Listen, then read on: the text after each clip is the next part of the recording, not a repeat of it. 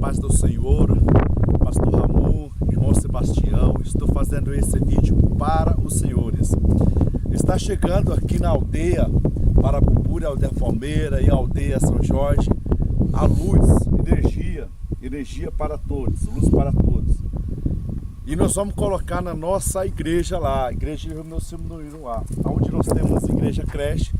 E quero pedir para os irmãos orar para podermos comprar dois padrão de energia para podermos colocar. Um é a aldeia Parabuburi, que já tem a igreja creche, e a outra vai ser em Palmeira.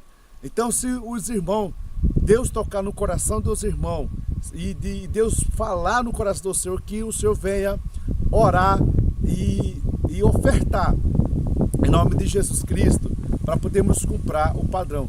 E eu não tenho ideia como que custa, quanto que é o padrão. Eu vou chegar aí na cidade, tirar o orçamento e mandar para os irmãos.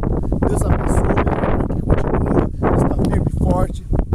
E graças a Deus a luz, a energia está chegando na nossa igreja e na nossa